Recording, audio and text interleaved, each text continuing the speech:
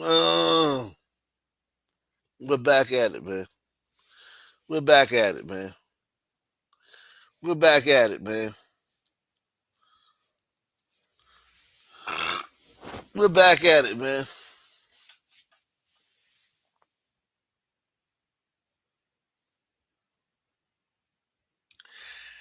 Here's the judge that let the ape out to kill that black woman. I mean, that white woman in Charlotte, man. Here's the judge, man. Teresa Stokes, man. Teresa Stokes, man. Jeez. I bet she got. I bet she don't know how to spell cat.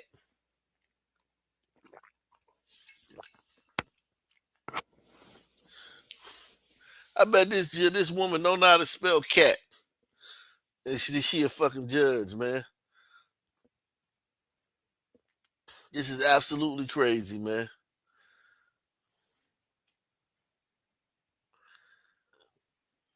I get why they. I listen. I get why they hate Trump, man. Trump. A lot of this stuff, like a lot of these people get by. Like this woman is probably. She probably thinks that it's her job to straighten out the wrongs of society from her judge's booth. She probably thinks like, yeah, man, I'm not just here to, adjudicate sentences and, look at I'm here to fix the wrongs of the system. There's too many black men in jail. Black men get harsher sentences than white people when they commit the same crime. So I got to fix that. I got to do my part in fixing that.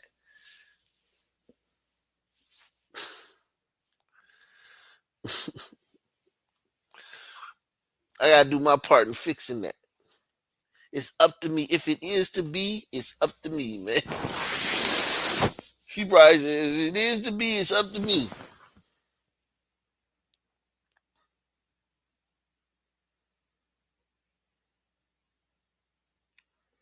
Wow.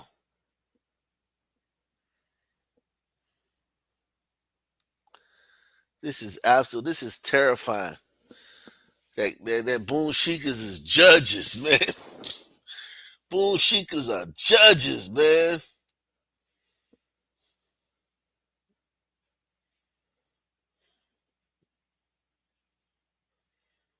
That shit is terrifying.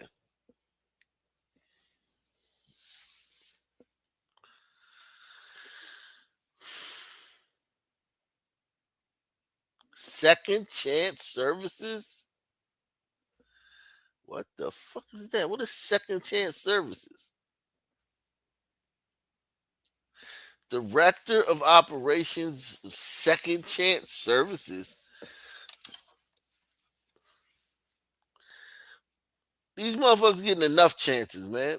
Fuck all these second chances, man. Don't do this shit. I'm tired of all these second chances, man.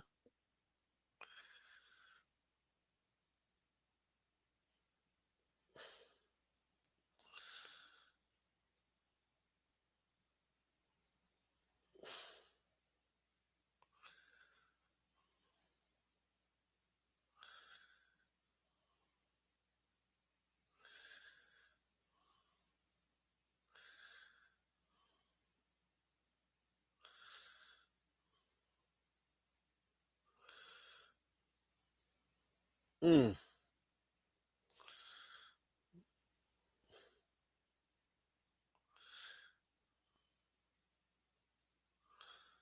wow. Everyone hit the like button, man. Support the channel.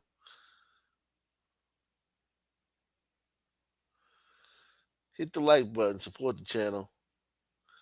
We are in the building.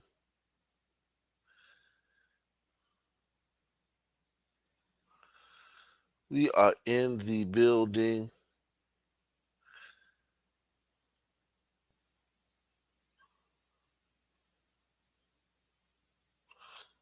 We are in the building.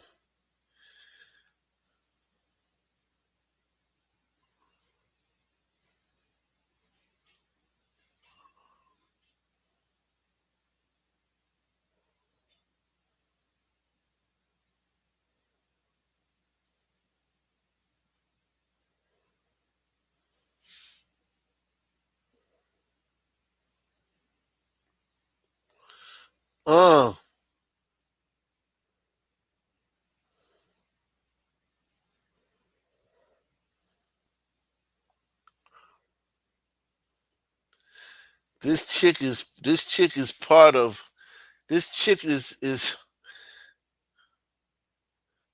the Second Chance Services. The fuck is that? A mental health and addiction clinic in Charlotte. So she's a judge. She's a judge and she's the director of Second Chance Services. That's a conflict in interest, man. That's a conflict in interest. How can you be a judge and have your own little fucking program called Second Chance Services when you help mental people with mental health? Yo, this is a big conflict of interest. This is a huge conflict of interest, man.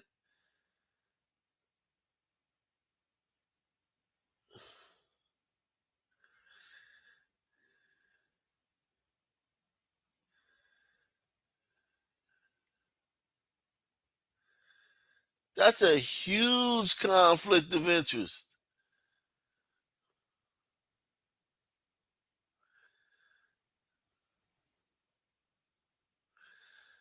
Come on, man. We talking about a huge conflict of interest.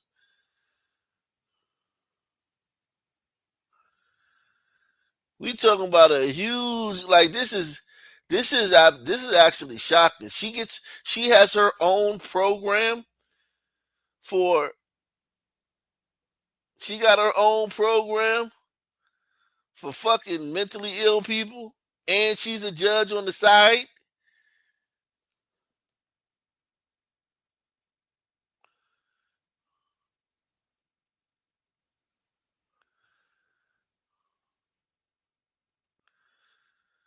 And she's a judge on the side.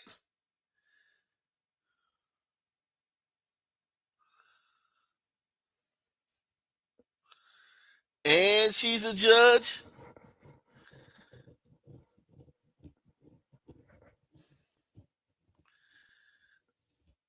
Yo, this is crazy. They asked Trump about it. They asked Trump about it.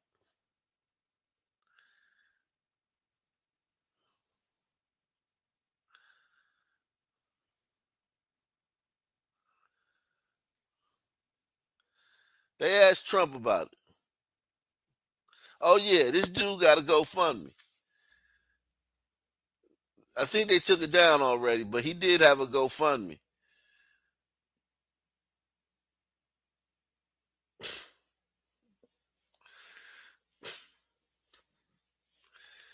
He did have a GoFundMe though. I think they took it down.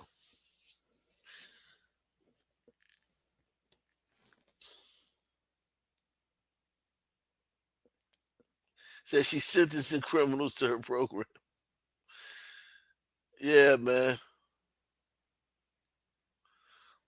He said no black person would have sat in front of him. But he wouldn't have stabbed the black person. He wouldn't have stabbed the black person.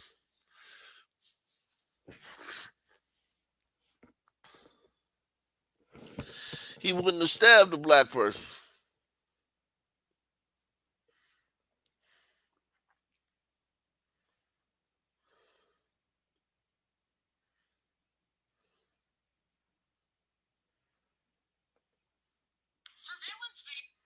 He wouldn't have stabbed the black person.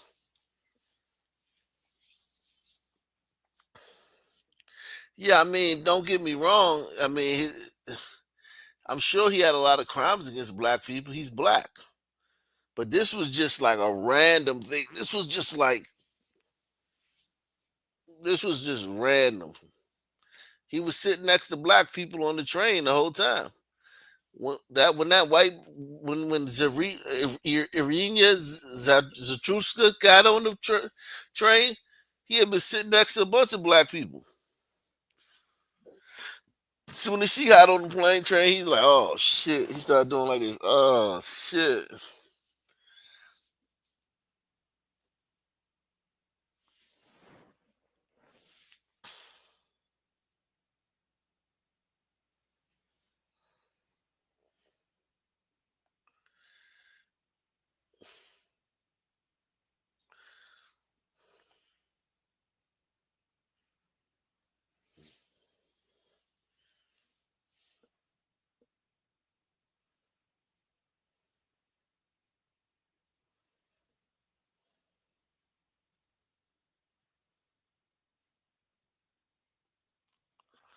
Representative Randy Fine will introduce legislation to hold judges accountable when violent repeat offenders they release commit new crimes, following the murder of Irina Zarutska in Charlotte. In his statement, he said those 12 plus judges who released the Carlos Brown Jr. should have their day in court too. Wow. Jesus Christ. They ain't playing, man. This one right here, this might be you niggas. You niggas might have really went and fucked up this time. I think you niggas fucked up this time, man. Take the $5 challenge. Support the stream, man. We about to go in, man. Support the stream. We about to go in. We about to go in. We about to go in, man.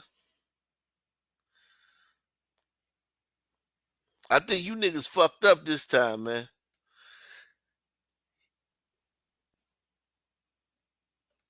Trying to hold judges accountable when repeat offenders they release commit new crimes. Mm. That's long overdue too.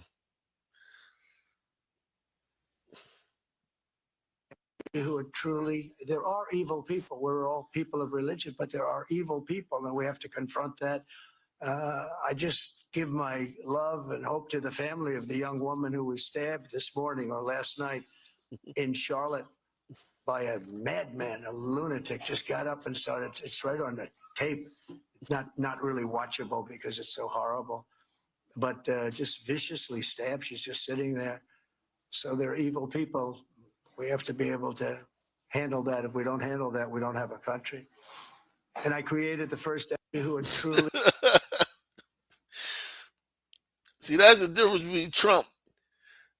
Trump speaks about things that the people care about. Holy shit. Oh man. Look at that. That's a good image right there, man. I like that image right there. God.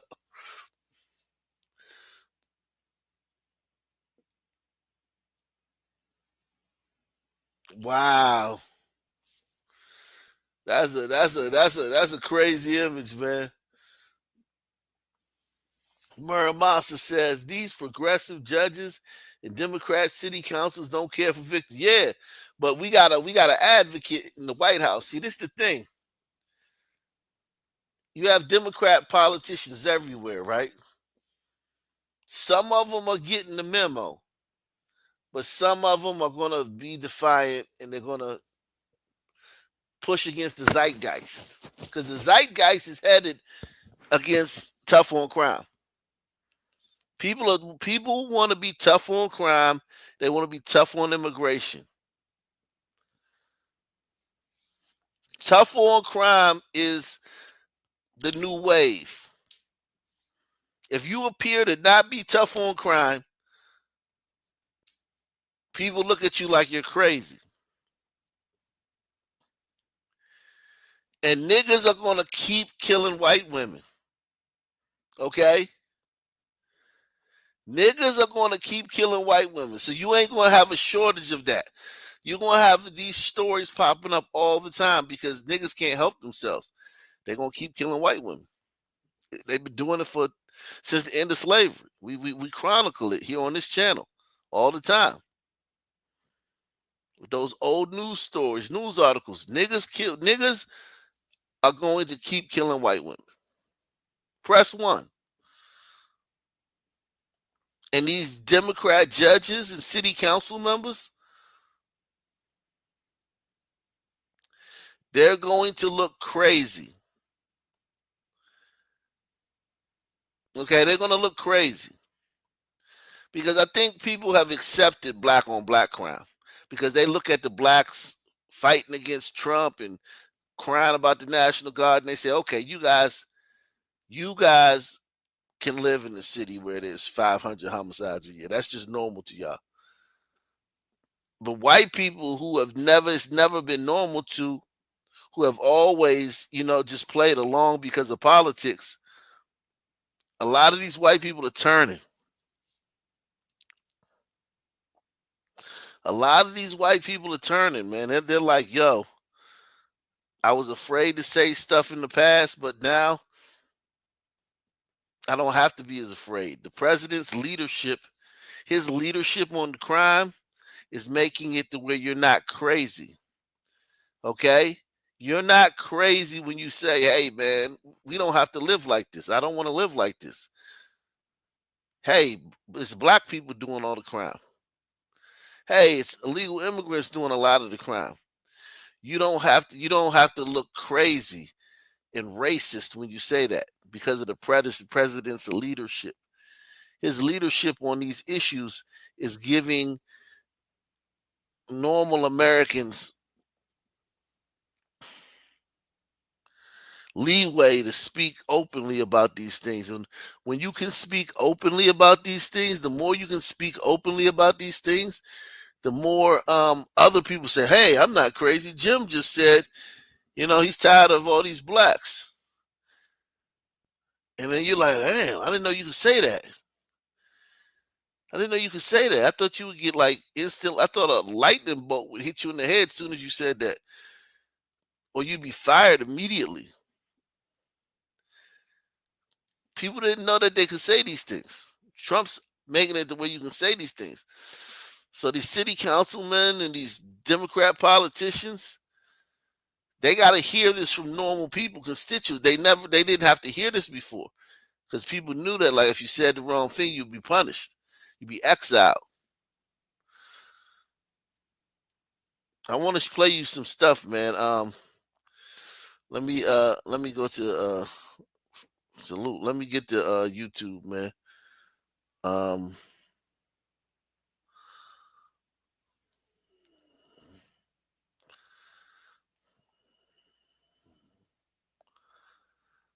Let me go to YouTube, man.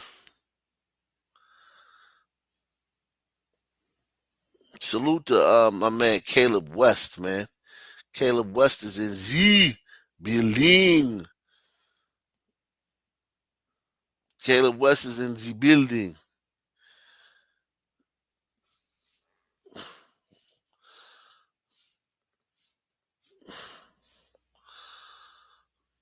Caleb West is in the building.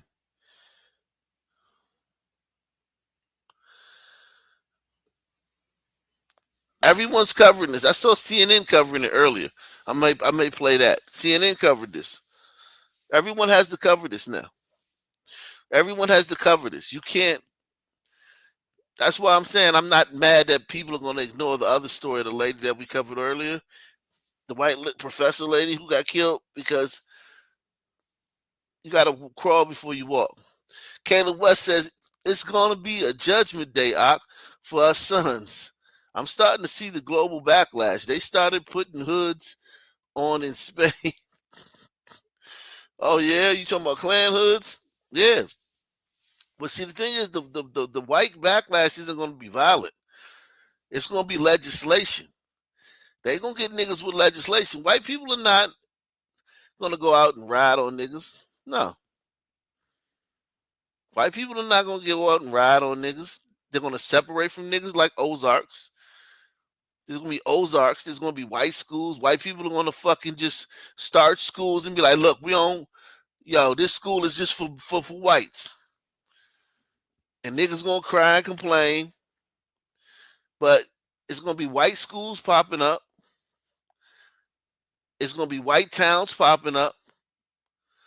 And then they're going to get you with legislation. They're going to change the laws. They're going to be tough on crime.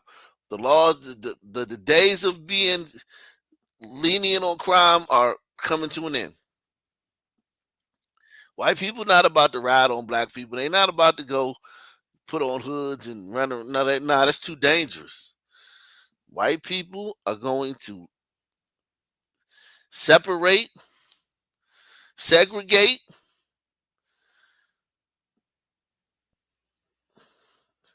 and let the law, and they're going to change the laws.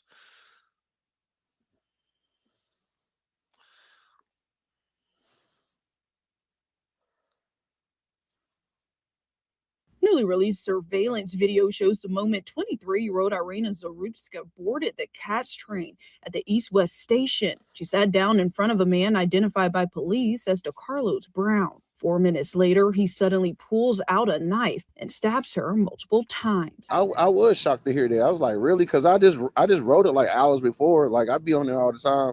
I have had words with people, but never violent. According to video, Brown then walked to the next car, wrapped his hand in a sweater, and left the train. An attack that's left some residents shocked. Obviously, you get your few people here and there that may cause some type of concern. Like yesterday, I did get followed actually on the train, but I think that's unfortunately, that's normal for women. And others not so surprised. Well, I don't feel safe riding public transportation, but I gotta go to work and I gotta get from point A to point B. Brown did not have a valid ticket to ride the night of the incident. He's now charged with murder. Mayor Lyles issued a statement following the video's release, calling it senseless and tragic and extending prayers to the victim's family. CATS says is now increasing.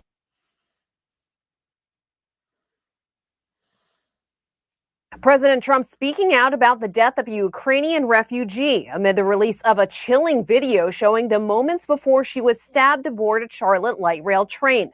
23-year-old Irina Zarutska was killed in an allegedly random attack while commuting home from work last month. The president sharing his condolences Monday while speaking at the Museum of the Bible in Washington. There are evil people. We're all people of religion, but there are evil people, and we have to confront that.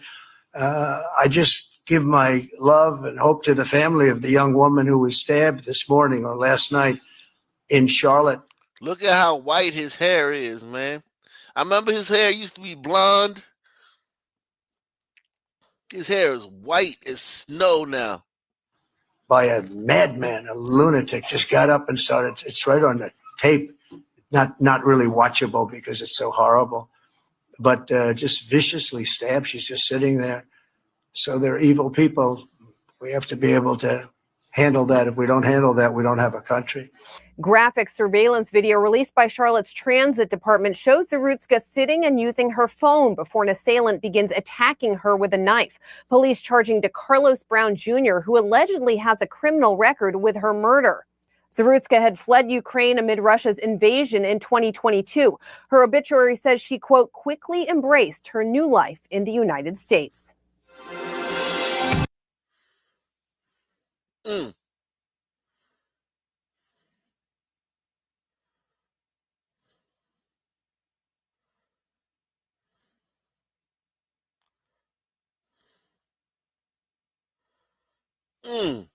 Wow. This is crazy. Here go CNN. I knew this morning a heinous act captured on video. I want you to warn you that this is disturbing. It is very graphic. This is surveillance footage moments before a 23-year-old Ukrainian refugee was stabbed to death aboard a train in Charlotte, North Carolina. Now, after she boards the train in her work uniform, she sits in front of her alleged killer. And after a few moments, in a seemingly just random act, the suspect pulls out a knife and attacks her. Heartbreaking indeed. I want to go live to CNN's chief law enforcement and intelligence analyst, John Miller, who's joining us from New York. John, what do we know, first of all, about this horrible attack and the alleged assailant? Well, this happened back on August 22nd. The assailant, who's charged with murder in this case, is DeCarlos Brown, 34 years old. He's got 14 arrests in the Charlotte-Mecklenburg area. He just finished a 6-year stint for an armed gunpoint robbery and got out of jail a couple of years ago. And what we're trying to learn is more about what his encounters with law enforcement on the street have been since the time he was released from prison up until this incident. The attack, as you know, John, has set off a political firestorm about crime in Democratic-led cities across the United States. How is this playing out? Well, if you look at Charlotte, their crime is actually taking a dramatic turn in the right direction. Their murders down 29% as of the July numbers. Man, fuck all that murders down shit, man.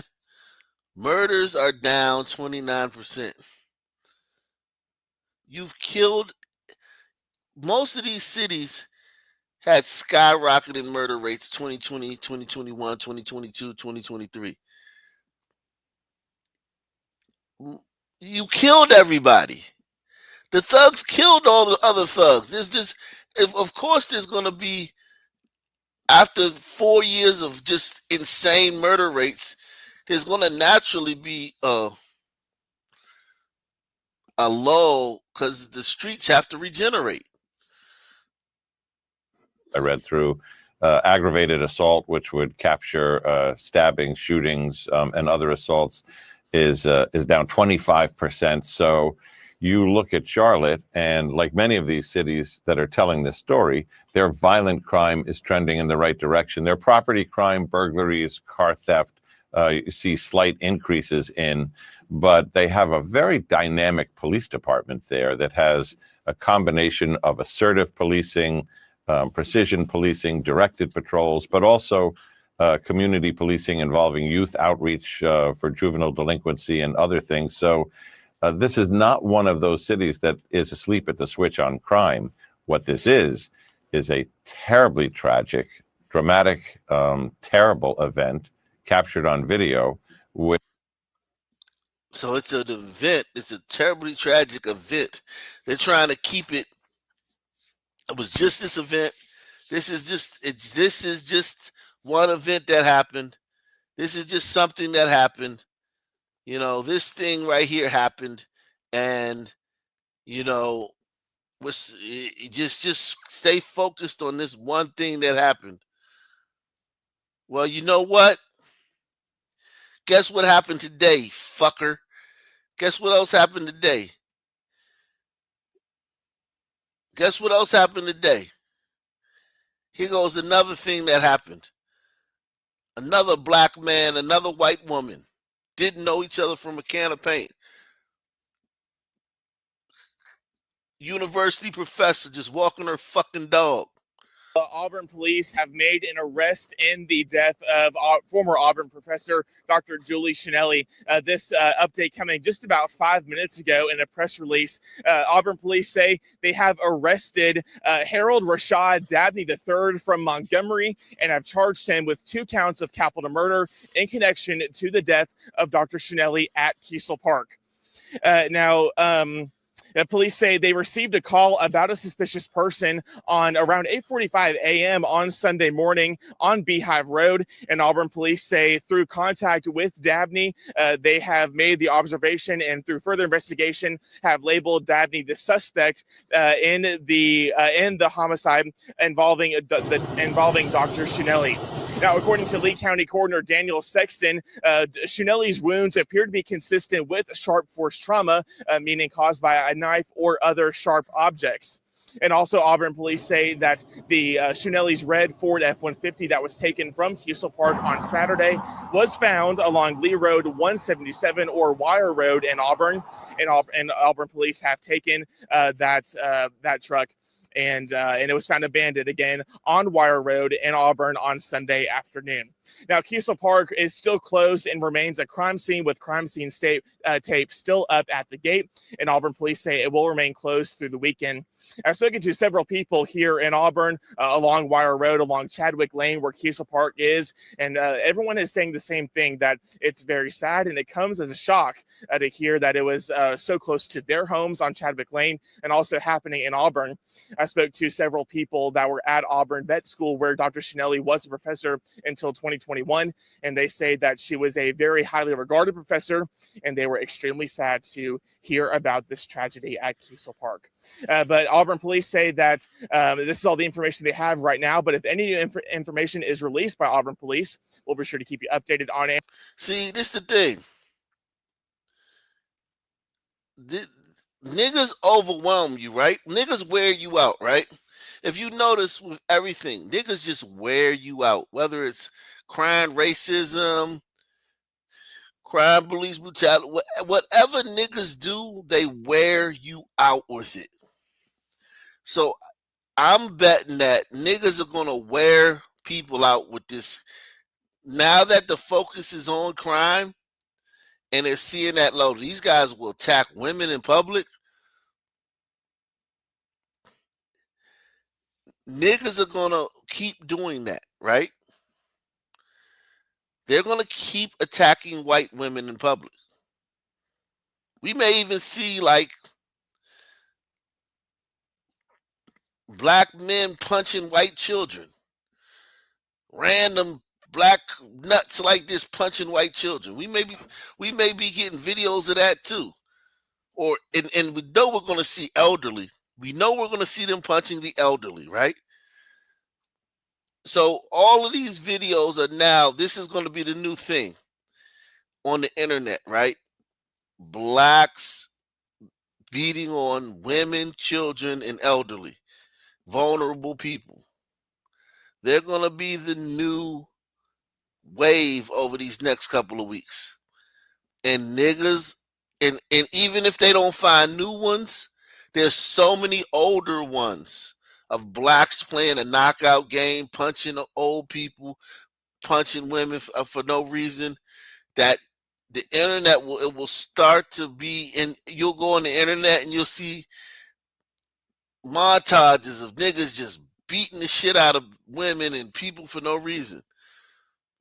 And that's going to be what, it's just going to be what it is, and it's going to be a natural reaction to that. Because this is not going to stand alone. The liberals are going to try to make this stand alone, as it was just this incident. This happened here between these two people. And it's unfortunate that this particular thing happened. No, the internet's not going to allow that. People are going to pull up all these videos. Shout out to Caleb West, man. He says, I'm from Mississippi. This is literally how it starts. I'm not sure how many little glider girls the sun sandmen can gang up on. It's reaching a boiling point, especially in Europe. Now, Europe's done. Europe's done. We got a chance here. Europe's done. Europe is done. We got a chance here. Europe is through. It got too.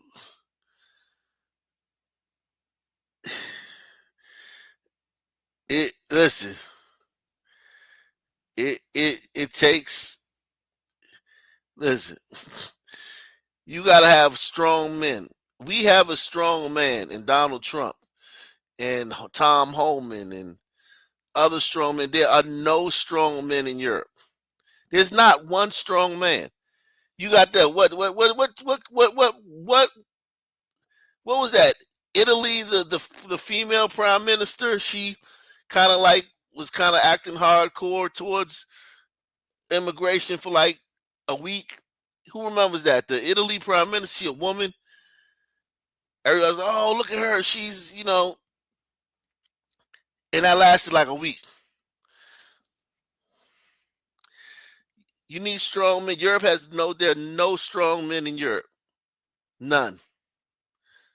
Politically. Okay? There are no strong men politically in Europe.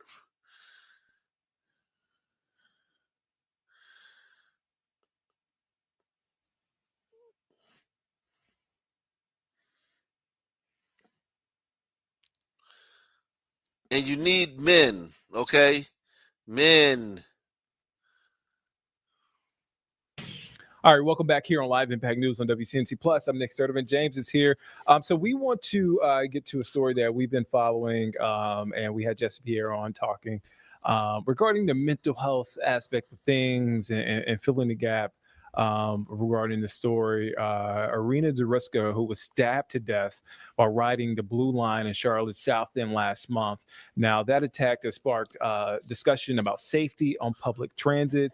The man who is caught on video accused in her killing, DeCarlos Brown, is facing first-degree murder in connection with the killing. And don't let me forget Ron DeSantis. Don't take lightly what Ron DeSantis has been doing for the last 10 years in Florida. Ron DeSantis has quietly been showing strength. He's not a rah-rah type of guy. Ron DeSantis is not a rah-rah guy. He doesn't have a magnanimous, magnetic personality. But Ron DeSantis has been showing a great deal of strength and fortitude as a white man in Florida for the last 10 years. Press 1. He's been showing strength and fortitude and testosterone for like 10 years. You have to, history has the, when we look back on this period, you can't talk about this period without mentioning Ron DeSantis. Okay?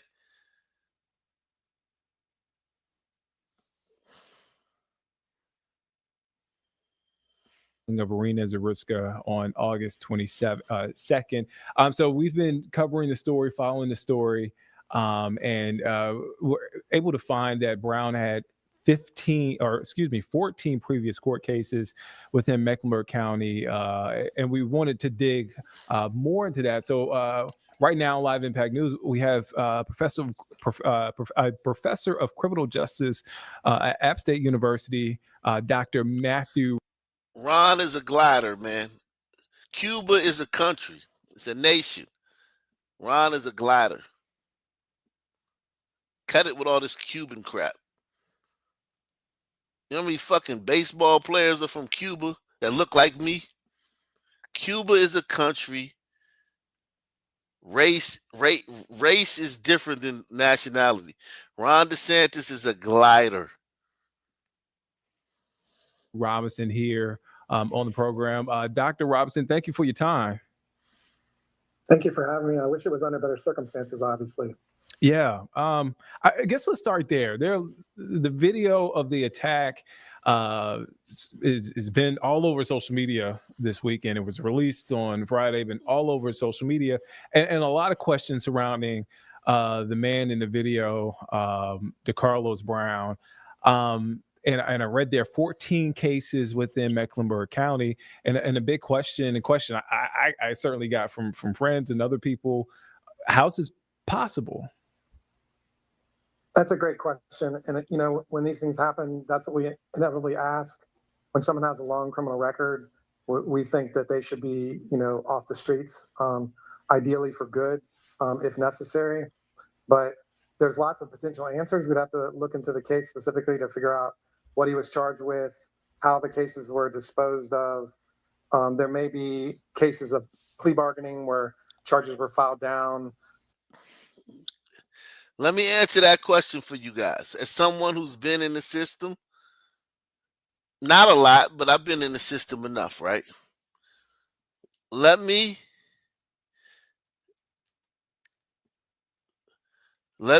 explain this to you guys. Okay? In Negro cities where there's a population of more than 10% niggas, right? Where there's a population of more than 10% niggas,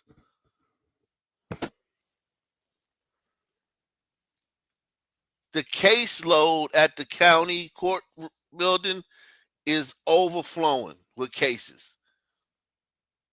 The jail in these places are overflowing. Let me just show you this. Let me show you this. This is Charlotte. Let me just show you, because he's about to blow smoke up your ass. Okay, I'm not going to blow smoke up your ass. Pause. Okay? We're not in the business of blowing smoke up your ass. We're going to tell you the real thing. Niggas overburden systems. Criminal justice systems, social programs, niggas overburden them shits. So a result is that you can't lock everybody up every single time. There's simply not enough room in the prisons. And there's too many people trying to figure out why there's so many black people in jail compared to white people. And the only reason they can come up with, the only answer that most people who study these things can come up, well, why is there so many black people in jail in Charlotte compared to white people? We all know that the only answer that that is suitable to that question is racism. So then that has to be fixed. You have to fix that. Okay, you have to fix that. You have to make sure that there's not so many black people in jail because they're only there because of racism. All right, now staffing shortages at the Mecklenburg County Jail now have leaders making big changes. Staffing shortages at the jail in Charlotte, Mecklenburg County. Staffing shortages. Name me a white town where they got a staffing shortages with detectives, staffing shortages with prosecutors, staffing shortages with correctional officers. Tell me you have more than 10% niggas in your city without telling me you got more than 10% niggas in your city. All right, now staffing shortages at the Mecklenburg County Jail now have leaders making big changes. Well, nearly 24 juvenile inmates will be transferred to other jails in the state. The sheriff says that will keep them and help them get a handle on the growing problem. Tonight, Fox 46's Ryan Kruger joins us live from the sheriff's office in Uptown. And Ryan, the sheriff says a 2019 law is a big reason that they're so short-staffed right now. Yeah, so it's the so-called raise the age law, Brian and Alicia, passed in 2019, as you said. It essentially made to where 16 and 17-year-olds, whereas before that, they could be charged as adults. Now they're more likely to go through the juvenile justice system. And Sheriff McFadden says ever since then, that means thousands of additional juvenile inmates are in local jails. Think about that. Not charging juveniles as adults hasn't stopped juvenile crime. It's done nothing it's made juvenile crime worse.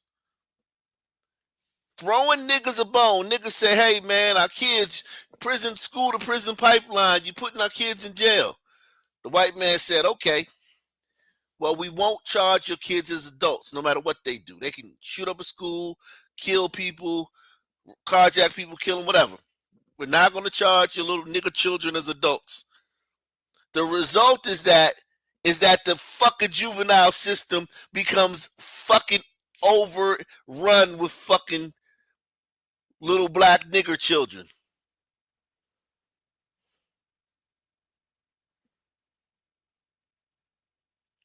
And white people got to notice this, that every time they listen to black people, and black people say, wah, wah, wah, and white people pull out a fucking shaker or a bottle and give it to niggas, it makes it worse.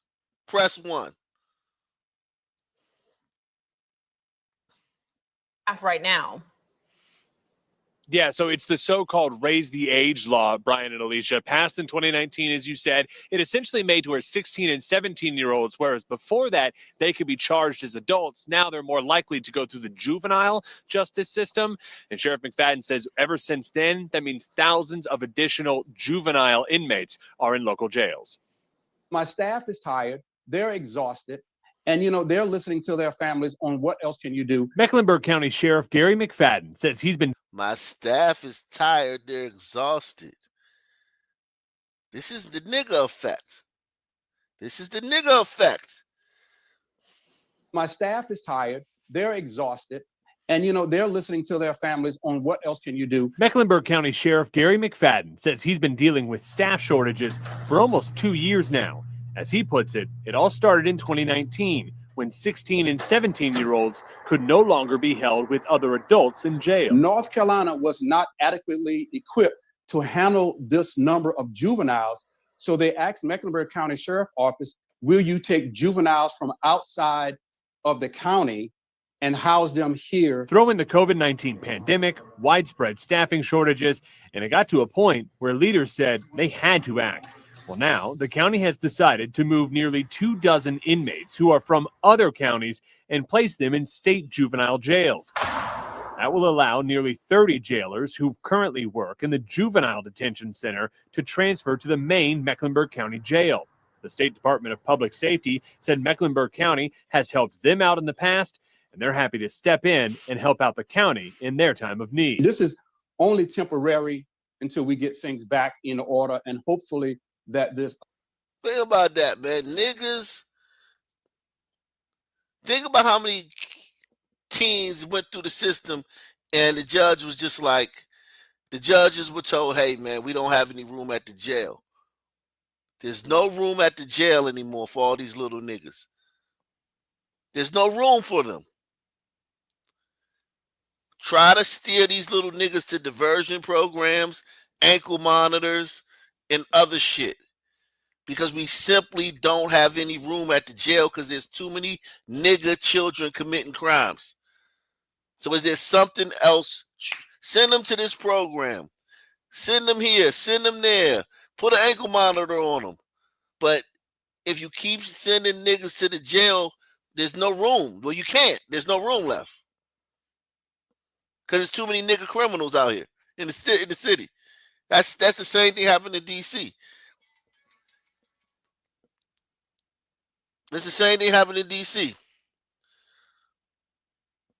Salute to Boy Kachina, man. Boy Kachina is in the building. See, nobody gonna tell you this.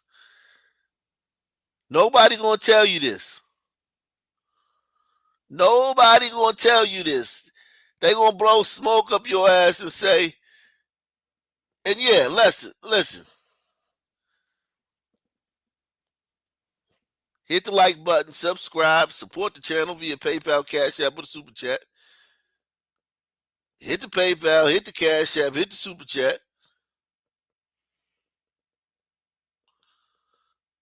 My man, Boy Kachina says, Nation of Ak, we salute you. Month-long boycott of YouTube was all I could pull off. Good to see you. Good. Shout out to my man Boy Kachina. Yeah, I was wondering where you was at, man. Shout out to Boy Kachina, man. He boycotted YouTube for a month, man. Gary Reed says a lot of people here in Charlotte just finding out about this. Wow, that's crazy. Juvenile crime is skyrocketing across the state, and the Wake County DA. Think about this. You got adult blacks stabbing people in the neck on the train, but you have these little black teens in Charlotte. Because remember, crime is down. Think about it. Did you hear the guy on CNN? Press 1 if you remember the guy on CNN saying, crime is down in North Carolina and Charlotte. Crime is down. Juvenile crime is skyrocketing across the state, and the Wake County DA says that teens are going into a broken system. Tonight, CBS 17's Dina Hurley is digging deeper. Okay.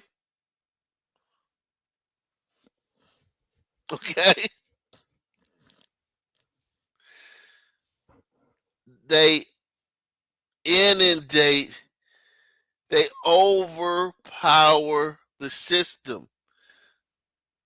Where you gonna put all these little niggas? Give them an ankle monitor. Put them in this program. Put them in that program, and send them home. And give him a paper. He got every time he go to the program, he got to report to his probation officer with his little sheet saying checked off by the people at the program saying he came down there. And that nigga is going to be committing crimes like crazy while he's in that program. That nigga with that ankle monitor is going to be committing crimes 90 going north while he has that ankle monitor on. Into the system and the urgent changes that leaders say need to happen right now. Authorities released new details in the escape of a juvenile murder suspect. 4 people escaped from the Edgecombe County Youth Development Center yesterday. At least 2 escapes from juvenile detention facilities in North Carolina in less than 2 months. It's one symptom of what Wake County District Attorney Lauren Freeman calls a broken juvenile justice system. We all want our young people to be able to get on a path that allows them to. And this whore, this is the district attorney. This is the district attorney, Lauren Freeman. Her name is literally Lauren Freeman.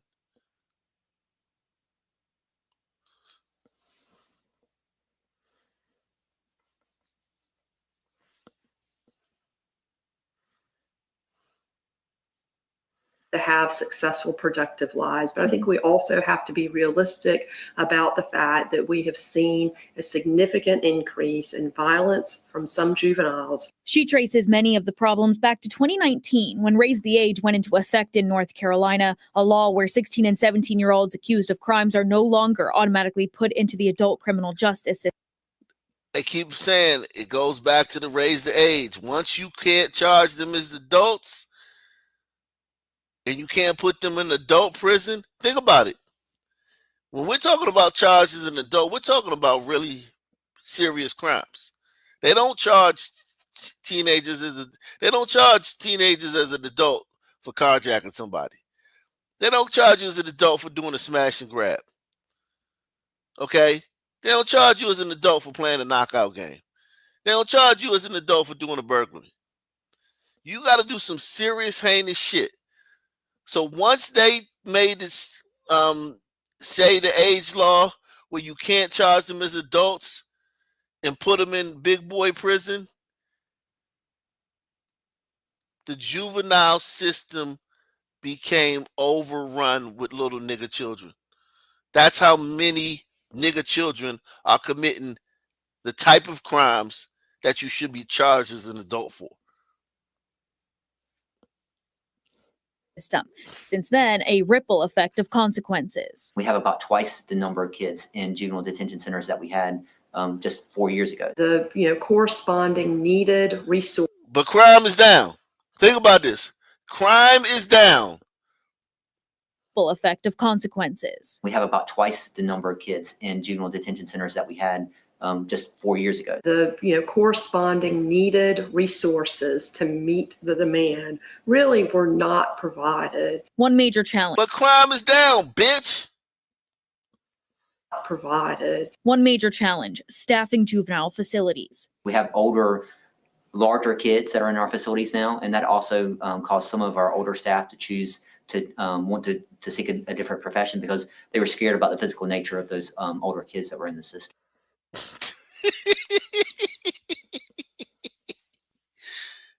Yo, blacks cause so many problems. Press 1. Facilities. We have older, larger kids that are in our facilities now, and that also caused some of our older staff to choose to want to seek a different profession because they were scared about the physical nature of those older kids that were in the system. As of November 2024, the Department of Public Safety's Juvenile Justice Division has a 26% vacancy rate. When 17-year-old accused murderer Zane Cesnick escaped from the C.A. Dillon Regional Juvenile Detention Center in Butt. Of course, they show you a white boy, Zane Cesnick. Accused murderer Zane Sesnick escaped from the C.A. Dillon Regional Juvenile Detention Center in Butner in September. At report of a prison break. That facility had a 61% vacancy rate. DPS Juvenile Justice Secretary William Lassiter says that even when a 16 or 17-year-old is being handled in adult court, they're still housed in juvenile facilities. Now it makes up almost 40% of the population in our facilities is this kid that has actually been transferred to adult court. But it's not just housing. Freeman says juveniles are committing more violent crimes. It's been very startling and concerning, the number of juveniles over the last 2 years that have been charged. But crime is down. I want you probably can't see this. It might be too small on your screen. But I want you to look at this. Durham's juvenile criminal offenses skyrocket 314%. North Carolina juvenile crime rate jumps 21%. But crime is down. Are committing more violent crimes. It's been very startling and concerning, the number of juveniles over the last 2 years that have been charged with homicides here in Wake County. And the legislation isn't written to handle that. In some instances, the sentences that are currently allowed under the juvenile code of being only 6 months really don't meet the harm and, quite frankly, don't give the juvenile system enough time to try to get that child on a different and better trajectory. Does this pose a risk to communities across North Carolina to have violent people in the communities? I think, unfortunately, it has. So is there a solution? Since 2019, there have been more than 25 changes made to the Raise the Age law. Freeman says changes still need to be made to sentencing laws and secure custody order laws. Lassiter, though, says it comes down to money. Starting pay for staff in a juvenile justice facility is $37,000 a year. That's not competitive with Target or Walmart. And we're talking about staff members that are trying to change kids' lives. They're working with the most at-risk kids in the state of North Carolina. Lassiter says another challenge is trying to keep 16 and 17-year-old violent offenders separate from younger, less violent juveniles in those detention facilities. He points out that while the Department of Adult Correction was able to close down certain wards or facilities during COVID and beyond, the juvenile Jeez. Okay. Okay, so that's the crime is not down. Crime is not down in North Carolina. They can stop that bullshit.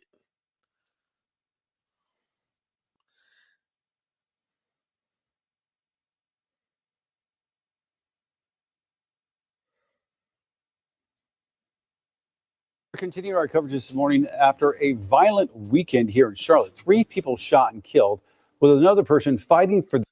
Think about it. We were told crime is down. This is this weekend. This is today. This story is from 7 hours ago. This story is from 7 hours ago.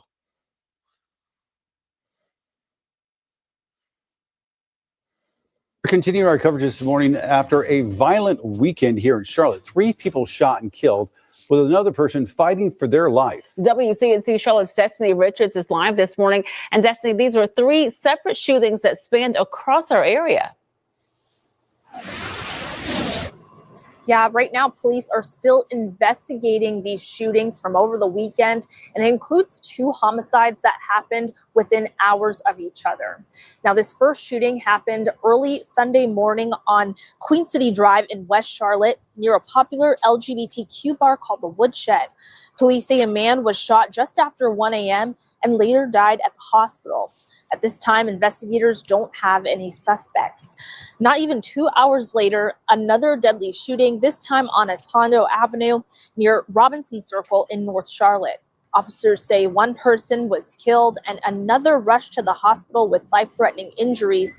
And then overnight into this morning, another shooting. This one happened on Hayfield Road in East Mecklenburg County, just outside city limits. And medic tells us 1 person was taken to the hospital with life-threatening injuries. Now, CMPD so far has not made any announcements about arrests. They haven't said if these shootings are connected. And of course, they're still just reaching out to see if anyone could possibly know information about any of these shootings to help in the investigation.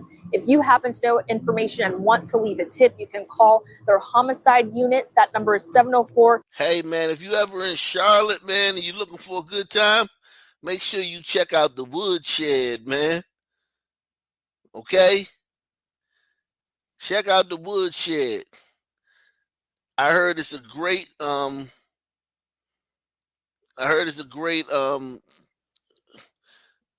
nice little dive bar, man. It's a great dive bar.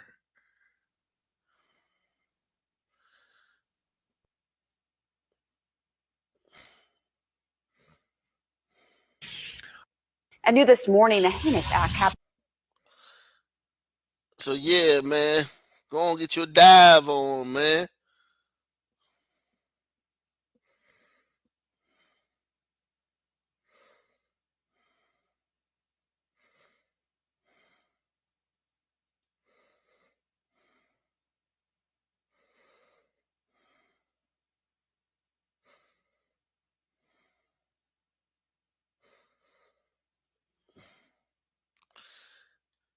Get your dive on. Out. And they're back allowed to roam being the guy. No argument, no confrontation. She just went there, sat down. He was sitting back there. They said he had sat behind her for about 30 minutes before he took out a pocket knife. 4 minutes. 4 minutes, maybe. Baby. 4 minutes. And the rest is history. So this is just what happens in America. This is what is happening in white countries around the globe right now. Because we have Black people, we have immigrants. This is not just Blacks. It's also illegals that are coming into these countries that are butchering white people in their homelands. And we no longer feel safe in our homeland because we have these people roaming around, lurking around, looking for trouble. They are mentally unstable. They rove in packs. They're lone wolves. And they commit atrocities upon white people. And we've gotten to the point in this country where it's the women and children who are the most vulnerable, and the women and children are now starting to suffer. So it's time for something to be done about this. It's not right. This guy had 14 previous arrests. So this is his 14 prior mugshots. Been arrested 14 times before. Beyond ridiculous that this monster has not yet been permanently locked up. So here's a picture of all the mugshots that he has had. I'm sure none of those were violent crimes that he was booked for, but he's allowed to be out roaming the streets to take one of our white women's lives. Is this the kind of country you want to live in, where you don't feel safe to let your daughter, your sister, your wife, your girlfriend go out to their job, go to the store, go take their kids to the park, because they might end up dead. They might end up beaten up behind a building, abused, molested in some way. This is what we have to deal with in America, because law enforcement does nothing about this, because federal judges and local judges have deemed it wrong to incarcerate Black people. When they see the stats that, oh man, there's a lot of Blacks incarcerated right now, instead of thinking maybe there's a problem with the Black community, no, they think maybe there's a problem with the law enforcement. So let's tell them to not arrest Blacks. Let's allow them to rove around on the street, and when we arrest them, we'll let them go. We'll let them out on bail. We'll let them off in a few days community service. And we'll let these violent, dangerous people continue to roam around the country and terrorize our people. This has to end.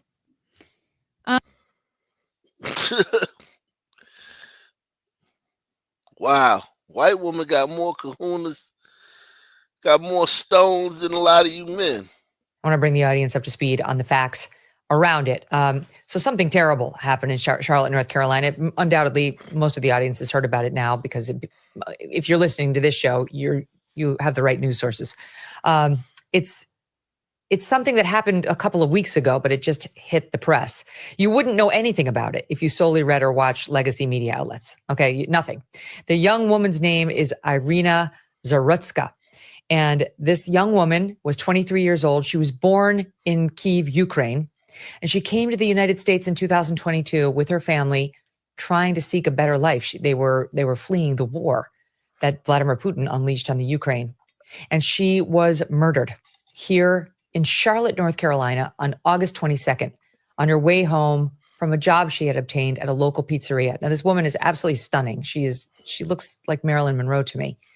She could have been modeling. She could have been doing anything to make money, but she took a job at a local pizzeria and was showing up doing shift work, just trying to pay her bills and make her way in the United States quietly and without much fanfare. And then this past Friday, surveillance video was released showing her being stabbed to death by a man with a long criminal rap sheet and multiple encounters with the criminal justice system. That video was released to local news outlets. We're going to walk you through it and the timeline of how things unfolded. The suspect's name is DeCarlos Brown Jr. He's 34. Listening audience, we're showing the video here. He's in a red hoodie, sweatshirt. He's a black man with long black dreads. He was on the train first, sitting with no one in front of him, next to him, or behind him. He is not seen on the video having any interaction with any other riders, just sitting alone, but looking a little agitated at times. At the next stop, Zarutska boards the train. She is a white woman with blonde hair, and she's in her pizzeria uniform wearing a baseball cap. She sits in the row right in front of Brown. She has her phone with her and headphones in her ears. Just a side note, honestly, like in today's day and age, it's dangerous to have the headphones in and not know what's going on behind you. I'm sorry to say it, and I'm not blaming her in any way, of course, but just as a safety measure, just don't do that. You just don't know. You know, I'm sorry, but there's too much crime in America right now to do that. Keep your ears open so you know what's happening about you. Unfortunately, that's our reality. She's minding her own business. There's no interaction between the two of them whatsoever. They ride along for another 4 minutes with nothing happening. Then at 9:50 p.m., Brown is seen reaching into his hoodie, pulling out a pocket knife, a small pocket knife. This is zoomed in video, courtesy of the local CBS outlet. You're seeing him unfold it. And you see him unfolding the knife, but no one notices a thing. Out of nowhere, truly, it seems like it's out of nowhere, Brown then stands up. He pulls his arm back as far as it can go to gain force. And from behind, with the young woman completely unaware of what was about to happen to her, he begins stabbing her, including 3 times, at least once, directly into the neck. She did not stand a chance. She had no opportunity to defend herself. She clearly had no idea she was in danger at all. According to a local reporter who saw the full footage, Zarutska immediately grabs her neck and looks at the suspect as he walks away. The local news outlets, which received the video from the transit authority, did not release to the public the moment of the attack or what happens in this section immediately after, which honestly, I don't understand. It's not their job to protect us from the facts. If you want to say, you know, we on the CBS Evening News aren't going to show you the exact moment of violence, that's an editorial call. But for all of the news outlets to not release it at all is strange to me. It's an incident that happened, and the specifics of it may matter. And we actually had a hard time at getting our hands on the full video. Now, it's unclear if riders around the victim even noticed or saw the knifing. Again, everyone's on their phones. No one's paying attention, and most of these people appear to have headphones on. I get it. You want to zone out. You don't want people talking to you. You kind of want to like do your own thing, but it's truly a safety measure to have your headphones off and be able to listen and hear what's going on around you in these public transit vehicles. The local CBS affiliate reports one passenger did react, others followed, but we don't see exactly how it unfolded, the reaction. We are shown Brown's actions after the attack. Now, the whole thing goes down in 30 seconds, so this guy has got to be not long after. He walks up to a train door. You see blood dripping onto the floor, apparently from the knife, which is still on him. Some riders notice the blood, but it appears they really have no idea that an attack just happened. Brown then takes off the red hoodie. He appears to wrap the bloody knife up inside the hoodie, and Brown is then shown leaving the train. Per local CBS, he left the train again about 30 seconds after the knife attack. That's how quickly this whole thing went down. And seconds after Brown leaves the train, you do hear someone far off in the background scream, "Oh my God," and scream the F word. Here's that moment.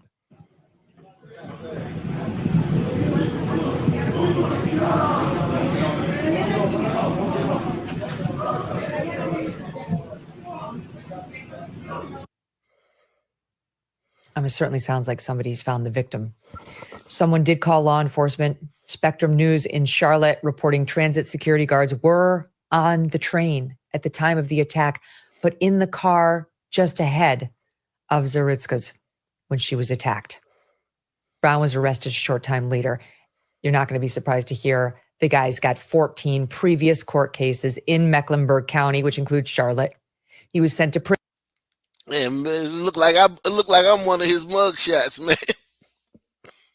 Yeah, that's fucked up, man. I don't want to look like one of his damn mug shots, man. Let me get down here, man. Get out of there, man. Here we go. Prison in 2015 for robbery with a dangerous weapon, but was released a year early in 2020. This past January, he was arrested for misuse of the 911 system. And here's where things get interesting. During that incident, Brown told police he had man-made material inside his body that was controlling him. Per the ABC local outlet in Charlotte, a magistrate judge allowed Brown to be released from jail without paying anything on the written promise that he would show up to his next court appearance. Then in July, another judge ordered a mental health evaluation, but again, he was allowed to be out on the streets. He clearly was not right in the head. And you had not one, but two judges recently, a month before the murder, send him back out there. Go ahead, right back out there. There are so many angles to this story. It's an absolute disgrace that the national media remains silent about this. Political news outlet Axios even has the gall to blame MAGA Republicans for covering it. They're upset about the numerous surveillance cameras in America now that happen to catch these incidents so that the MAGA Republicans can turn them into an issue. That's what they see this story about. I mean, guys, Rich and Charlie, remain with me. There's just no question in my mind. The story for the media is about many uncomfortable narratives that they'd rather not touch. Chief among them, a Black man hacked to death a young, beautiful, white, blonde woman right on camera, and they don't want to touch it because that plays into a narrative with which they're very uncomfortable, Rich. Yeah, absolutely. So the media has had two modes here so far. First, ignore the story. Second, blame conservatives for paying attention to the story. And we just shouldn't look through at these crime stories through a racialized lens and only pay attention if it's a white perpetrator, alleged perpetrator, and a Black victim, and ignore them if it's reverse. That's perverse. It's wrong. It's un-American. And by the way, where was the Daniel Penny in this train, right? New York City spent all these resources trying to nail that guy to the wall for doing the right thing and stopping potentially something like this happening. And the Charlotte mayor has been a disgrace in what she said. She's emphasized, she said we can't arrest our way out of this, and we need more mental health services. Yeah, like that's the typical white guy. God knows where, or spending on God knows what here. Some of the savings maybe from Doge could be redirected to build such a facility to which a loving parent would willingly send their child. Because even if we loosen the spigot on institutionalization, it's not going to help if it's basically a hardcore jail that a loving parent would say, well, I don't want him to go there. I know he's going to wind up dead there. But if we can build a facility that is large part jail, but also mental health institution that's not completely awful, we'll have more parents calling it and shipping it there. And I do think taxpayers would pay for this. I really do. Charlie, did that mother want him homeless on the streets? No, it's because there's no alternative. So she kicked him out of the house, and apparently he had also assaulted his sister. So this is just a terrible situation. We know the solution. We just need the will to do it. It always follows that pattern. Charlie, Rich mentions the mayor, the Charlotte mayor. And very interestingly, this woman's name it's basically Vile. Her name is Vile. It's Vi Lyles. That's her name, Vi Lyles.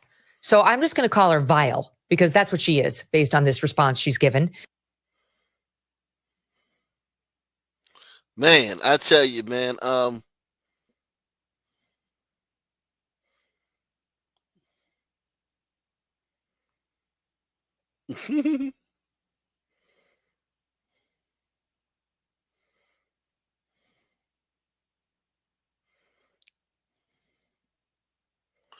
I tell you, man. Oh yeah. I think I got one more for you guys that I wanted to show y'all. Where is it? Is it on here? We're gonna get to Baltimore tonight. Where's that kid? There it is. Here we go.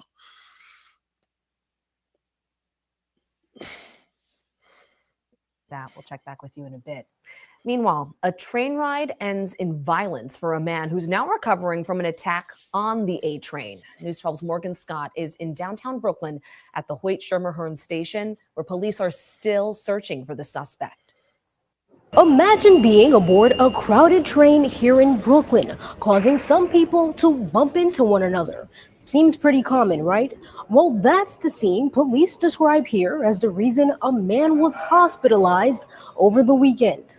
Police say this man on your screen got into a verbal dispute with a stranger on a crowded A train. He then pulled out a knife and slashed the 41-year-old man on the left side of his arm and his head. Before authorities could respond to the bloodshed, the suspect then ran away without a trace. It's the kind of story commuters say makes them never feel completely safe. Definitely, it's scary, but it's not uncommon. So Smash. See, these type of Indians you can bring over. Send these, man. You can send these, keep them in, man. Keep all them fucking filthy fucking shitty men over there, man. Send these, India.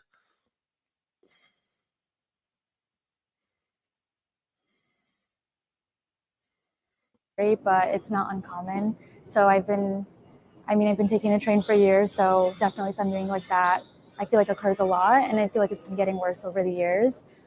Even though there's like a police presence in the station, it doesn't make me feel any safer. It's not uncommon for me to have to switch cars or switch trains to get a safer car. You hear what she said? It's not uncommon for me to have to switch cars or switch trains to get a safer car. She's smart. She's smart, though. I tell you that all the time. If there's some Negro acting crazy on your train car and you got like 5 stops left, why the fuck wouldn't you get off and then just go to another car? Why would you go those last 5 stops with this nigga acting crazy on the train? Just get off at the next stop and walk to another train car.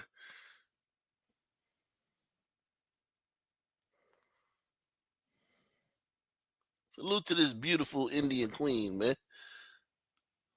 So definitely something like that I feel like occurs a lot, and I feel like it's been getting worse over the years. Even though there's like a police presence in the station, it doesn't make me feel any safer. It's not uncommon for me to have to switch cars or switch trains to get a safer car. Officers are asking for your help in catching the suspect. Anyone with information about his whereabouts is asked to contact Crime Stoppers at 1-800-577-TIPS. In downtown Brooklyn, Morgan Scott, News 12 Brooklyn. New tonight at 11, a Metro Atlanta man charged with 4 separate rapes is possibly connected to many more across West Georgia. The Douglas County District Attorney confirming DNA tied Bobby Lee Hart Jr. to sexual assaults going back more than 30 years. 11 Alive's Cody Alcorn broke this story. He's been following it out for you for weeks. Cody's joining us live outside of the Douglas County Jail where Hart is locked up without bond. Cody, the DA coming out today asking for survivors to please come forward. Yeah, District Attorney Dahlia Racine made it very clear Hart is behind bars, unable to hurt any more women, knowing how tough it is and how hard it is for these survivors to break their silence after all these years.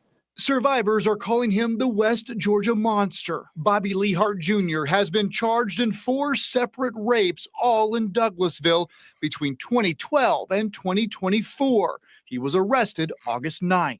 Since Hart's arrest, further testing and investigation have revealed that Hart is a suspect in multiple sexual assaults dating back to the early 1990s in the West Georgia region. Some of these developments came from CODIS hits, which means DNA evidence from older sexual assault cases that have matched to the suspect's DNA. Alleged survivors who feared Hart have also come forward, breaking their silence. And when you talk about somebody who perhaps was victimized decades ago, who tries to bury it, who tries to not think about it, it can be very traumatizing for these things to come back up. The DA releasing pictures of Hart spanning over a number of years. If they did know him, may recognize him as he appeared at different points in time. She says he used aliases including Maurice, Robert, Kevin, Champ, Meat, and King. Standing alongside her colleagues, the DA assured survivors if they choose to come forward, they'll be supported. Disclosing a sexual assault is probably one of the most difficult decisions that a survivor can make, because once they come forward, they are put into this process, and it can be grueling. I'm not going to lie. But what we can do is we can assure that we will give them the support, the resources, and stand with them as they go through this process. One question many people have is, how did Hart get away with this for so long? It's something the DA was not ready to speak on today. Her focus right now is building this case against Hart and trying to contact other survivors to make sure they have resources. And again, to let Wow.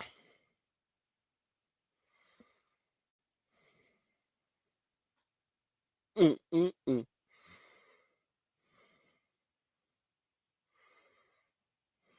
Mm, mm, mm. Wow. Whew. Salute to all you guys that have been sharing this, man. Keep sharing it. Keep sharing it. We're going to come back tonight, man. We're going to come back tonight, man, because there's so much stuff going on, man. So much stuff going on that I haven't been able to get to right here on this show. Don Lemon went to Baltimore with his camera. Oh, God. Don Lemon in Baltimore with a camera. We're going to cover that tonight, man. Some old school videos, too, man. Some old school Hezekiah News videos I want to show y'all.